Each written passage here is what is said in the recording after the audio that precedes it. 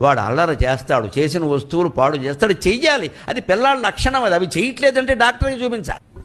అల్లరి చేస్తున్నాడని చెప్పడం కాదు. మా వాడు అల్లరి చేయట్లేదండి, ఇల్లంతా శుభ్రంగా ఉందంటే వాడికి ఏదో వ్యాధి ఉందన్నమాట.